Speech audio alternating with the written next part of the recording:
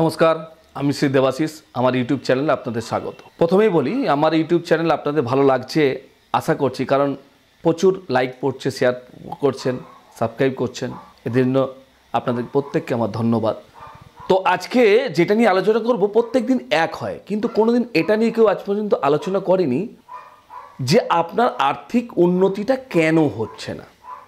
এটা ভাবতে হবে কি কারণে হচ্ছে না। কারণটা কি? কারণটা হচ্ছে, দেখুন, আপনার গ্রহগত ন্যাটাল চার্টটাকে দেখতে হবে। ধরুন আপনি ব্যবসা করছেন, আপনার ব্যবসায় তার মানে আপনার সপ্তম ভাব, তার মানে সপ্তম ভাবটাকে আপনাকে আগে বিচার করতে হবে। শুধু সপ্তম ভাবটা আবার দেখলে হবে না, ন্যাটাল চার্টে দেখতে হবে সপ্তম ভাবে কারো দৃষ্টি আছে কিনা। এগুলো কিন্তু গুরুত্বপূর্ণ ব্যাপার। ধরুন আপনি দেখছেন আপনার সপ্তম ভাবে একটা ভালো গ্রহ বসে আছে, তার মানে দেখা যাচ্ছে আপনার তো ভালো চলার কথা। আবার দেখছেন আপনার সপ্তম ভাবে কোনো একটা ভালো গ্রহের দৃষ্টি আছে, তার আরো বেটার চলার কথা, কিন্তু তারপরেও হচ্ছে না। কারণটা কি? তখন দেখতে হয় আপনার দশাটা। এই দশা যতক্ষণ না আপনি দেখবেন, দশা অন্তর্দশা, এটা কিন্তু মোস্ট ইম্পর্টেন্ট। তাহলে এই দশা অন্তর্দশায় আপনাকে ডিপেন্ড করবে কোন সময়টা আপনাকে ভালো দেবে, কোন সময়টা আপনাকে খারাপ দেবে। তাহলে জ্যোতিষের কাজ কি?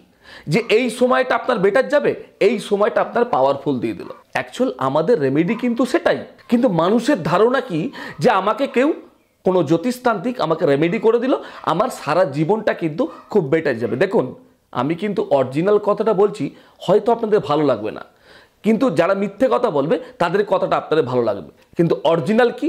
আপনার দশা অন্তর্দশায় আমরা পাওয়ারফুল দিই, সেই সময়টা কিন্তু আপনাকে বেটার যাবে। এই নয় আপনাকে চারটে রেমেডি করিয়ে দিয়ে আপনাকে আমি কোটিপতি করিয়ে দেবো, আপনাকে মুকেশ আম্বানি করিয়ে দেবো। সব থেকে বড় কথা, দেখুন, যে জ্যোতিষী আপনাকে বলে দেবে আপনাকে বিরাট কিছু করিয়ে দেবে, সে আগে নিজে হতে পারত। কারণ সে, ধরুন, আমাকে ক্ষমা করবেন, মার্জনা করবেন, সে দেখবেন বাসে ট্রামে করে যাচ্ছে। কারণটা কেন? তার সে নিজের উন্নতি করতে পারেনি। এটা তো ভাবতে হবে। আমি যখন লোককে উন্নতি করিয়ে দেবো, তাহলে তো আগে নিজের উন্নতি করব। তাহলে সুতরাং এই জিনিস হয় না। হয়টা কি?